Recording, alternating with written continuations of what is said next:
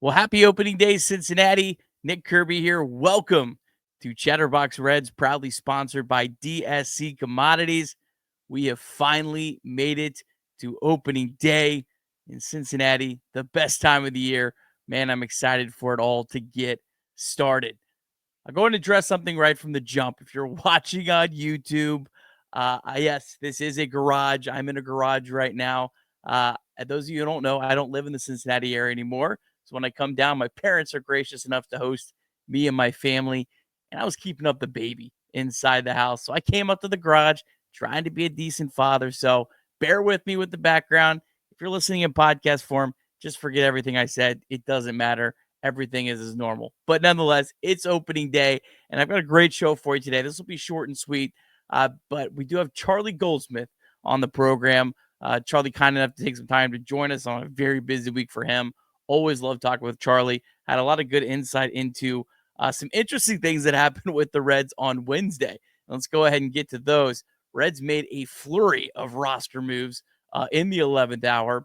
First off, they reversed course, and Spencer Steer is going to be on the opening day roster. Originally, Spencer Steer was thought that he was not going to be on the opening day roster, was supposed to start the year on the IL because he has not fully gone through his throwing program in progression. He's been hitting. He's been okay hitting. He took 3 at-bats in the game in Dayton against the prospects. The prospect team looked fine. 3 flyouts, 3 decent swings, but he wasn't able to field. So they were going to hold off, and they were going to have him go do some rehab games and be fully Spencer Steer that can do everything when he comes back. Well, Austin Hayes is on the IL with a calf injury. They had to officially place Austin Hayes on the IL. Now they're hoping it's short. They're hoping he only has to miss 6 games. We'll see if that's true or not. But nonetheless, Hayes on the IL, so I guess that forced the Reds' hand, and they felt like they have to play Spencer Steer. Steer is going to be on the opening day roster, assuming he's going to be in the opening day lineup, DHing, but that's all he can do. All he can do is DH, and they said he's only going to play about every 2 games. He's going to need a day off, 2 out of 3 games. So we'll see exactly how that works. But that wasn't the only roster moves. The Reds also DFA'd Stuart Fairchild. Kind of surprising. You would have thought if Austin Hayes was going on the IL, that would mean Stuart Fairchild's job was safe, but it wasn't. The Reds ended up DFAing him, and that means Jacob Hurtubise and Blake Dunn are on the opening day roster.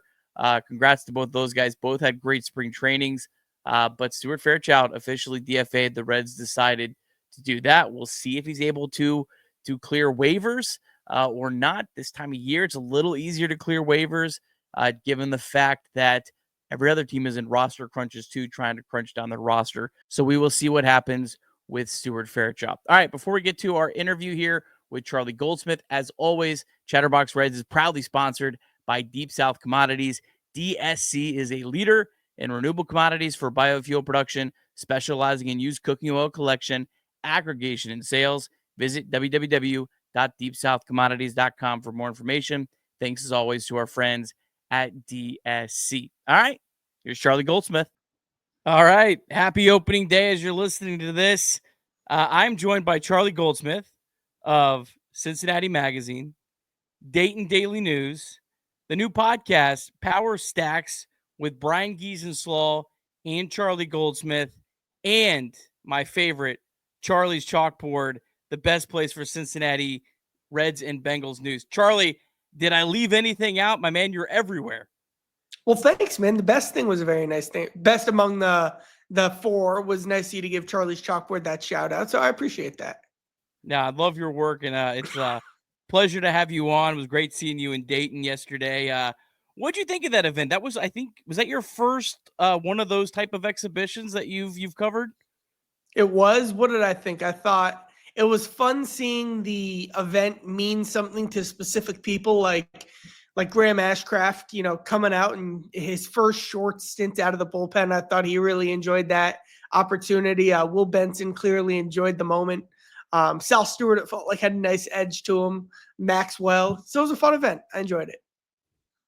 Well, Charlie, I know you were down at the stadium today for a formal workout, as I think what they called it. Busy day of Reds news here on opening day eve. We thought Spencer Steer was going to start the year on the IL. Lo and behold, I guess he's going to be DHing on opening day. Austin Hayes on the IL and Stuart Fairchild DFA'd. What'd you make of all the roster moves here on opening day eve?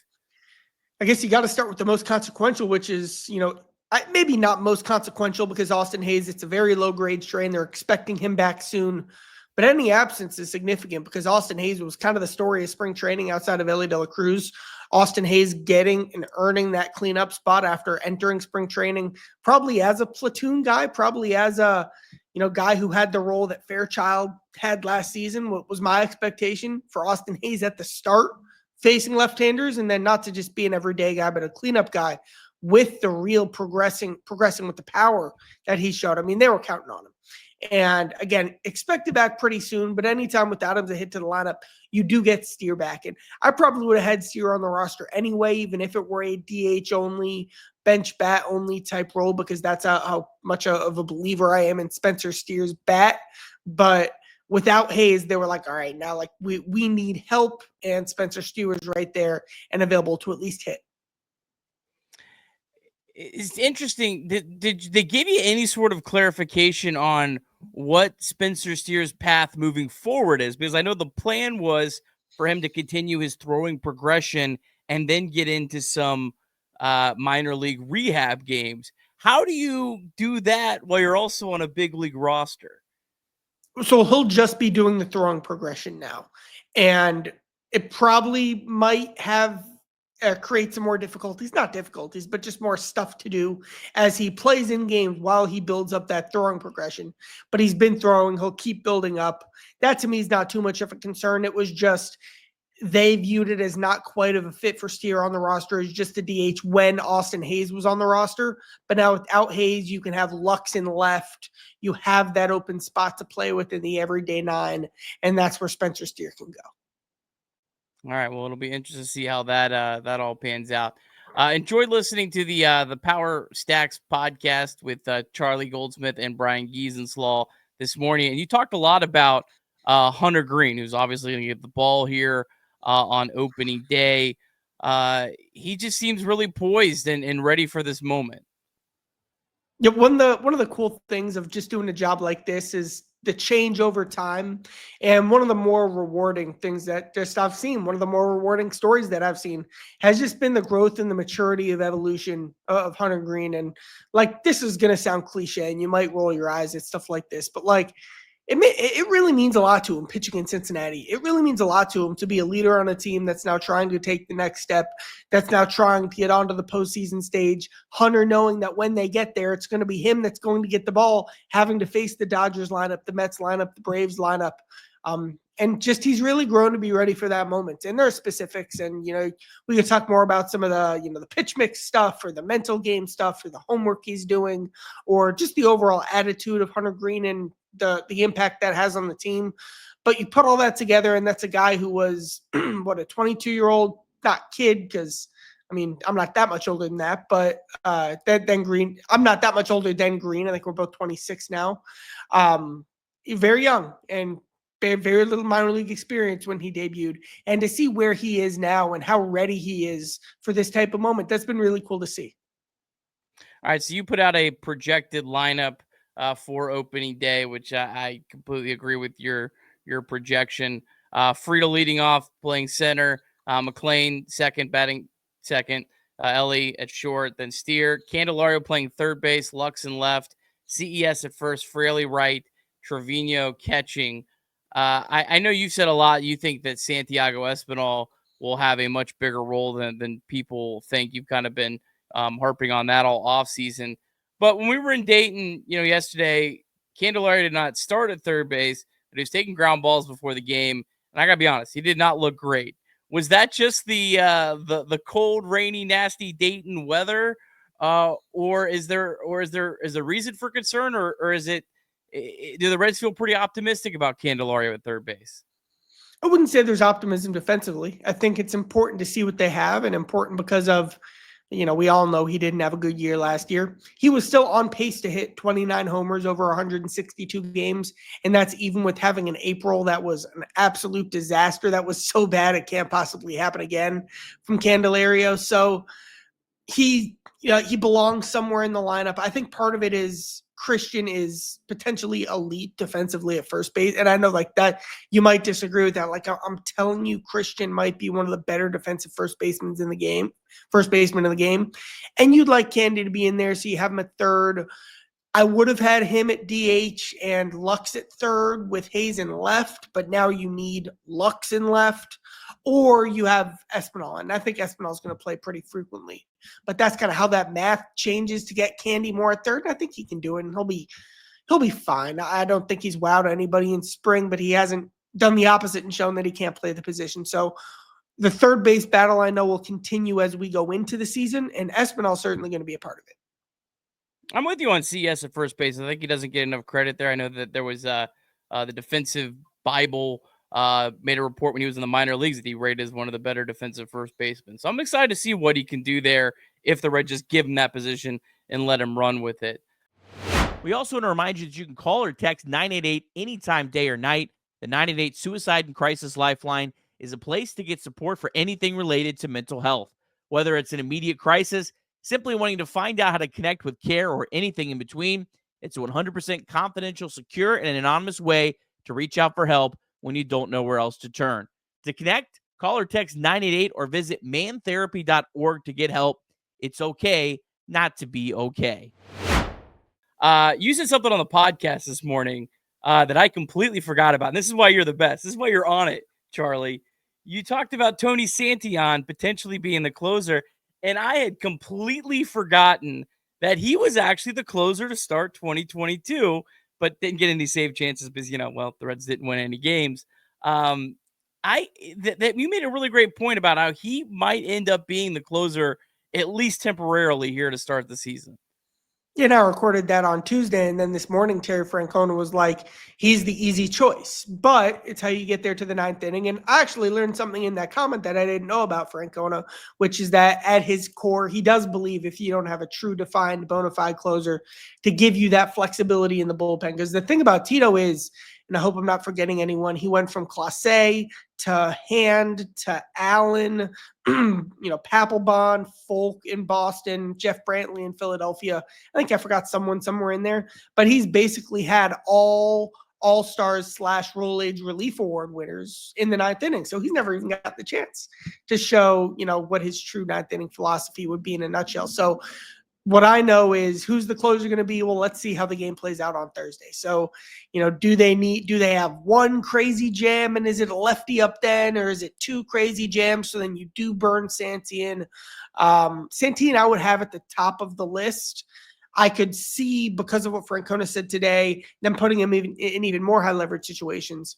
And I would then have Pagan also getting a lot of save opportunities as well. It's not a lot of super great closing options, but there's a lot of closing options. It feels like, right? I know what you mean. And so I do own a lot of Tony Santillan stock. I'm a proud owner. I held on when he didn't pitch for 2 years. It's a true story. Ask Bobby Nightingale. And, our old friend, the old Reds beat writer. But no, the bullpen's certainly full of questions. I mean, Taylor Rogers, the Giants gave up on him. Scott Barlow got released last year. Sam Maul really struggled this spring, and he's historically been a slow starter. Diaz, when he comes back, there'll certainly be questions with that. Everyone loves Brent Suter, but he has a very defined role and didn't get those high leverage chances last year. And Ashcraft, a real wild card. He could be their best reliever, or he could, we'll see how this goes. So there's not quite enough certainty in the bullpen for me to say the Reds will be a pitching and defense team. Like, they can't be the Brewers yet because they don't have that bullpen, but they've invested in it. A lot of these guys are, they take the ball, and there's real value in that. This might be the best bullpen in baseball at taking the ball when you add Scott Barlow and bring back Ian Jabot into this mix. But certainly everyone's got their thing. Yeah, depth is probably the name of the word for the starting pitching, and the bullpen may not have the best top Hunter Green's up there, but hopefully you can kill him with depth a little bit. Last question for you here, Charlie, before I let you go. Appreciate your time here, as a busy week for you, I'm sure. the one player that people are not talking enough about that will be a big key to the Reds is? I'll give you two because the first one's kind of cheating. The first one I'm going to say, like, you guys know, like, this is going to be such a huge Matt McLain season. Like, I just want to, like, we all know Matt's good. And I've said this line before about Matt. Like, we talk about Burrow and Chase as a duo, and, like, Ellie and McLain aren't Burrow and Chase yet. Those are two of the best players in the NFL. But Ellie and Matt are a duo just like Burrow and Chase is a duo. So get there. And then, I mean, I'm still there with Spencer Steer. I think that Spencer Steer will make an all-star team or two during his time in Cincinnati. I think he'll have a 30 home run season. He's kind of the player that a lot of players on the team are jealous of because he has a lot of the old school traits that you don't see anymore combined with the real power. I know he's not great anywhere defensively, but there's real like analytical value in being able to be like an average guy at 4 or 5 spots like he is. And he'll get back to that when he gets that shoulder fixed. So McLain, just be ready for that. Like I'm talking about this every chance I get, and then I'm still a big believer in Steer. All right, Charlie, appreciate your time, my friend. We'll enjoy watching and listening to your coverage all season long. Thanks, Nick. All right, well, Reds Giants opening day, 4:10 p.m. at Great American Ballpark on Thursday. The game will be on FanDuel Sports Network, the debut of the Cincinnati Reds on FanDuel Sports Network. Of course, also on 700 WLW. If you're still not sure how to get FanDuel Sports Network, did a whole episode a few days ago on YouTube and everywhere you get podcasts. So check that out. It's only about 10 minutes, but I ran through all the options.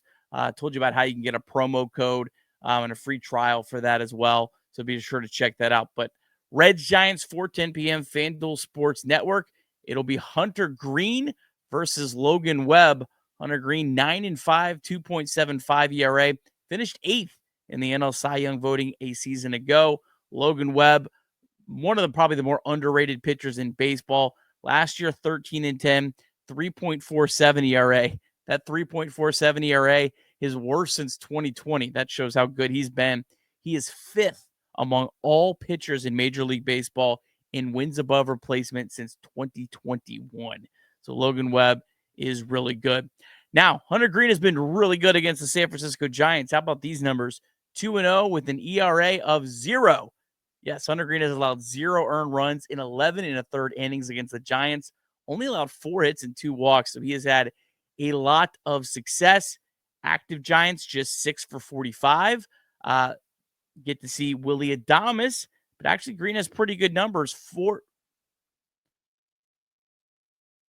Adames is just 4 for 13. Now, 2 of those hits were homers, but 4 for 13 with 2 home runs. Rest of the Giants, just not a lot of success at all. Matt Chapman is 1 for 7 with 4 strikeouts. Patrick Bailey, 0 for 5 with 4 strikeouts. And Lamont Wade Jr., the Giants' right-handed pitching killer, the left-handed hitting masher, he's 0 for 6 with 3 strikeouts against Green.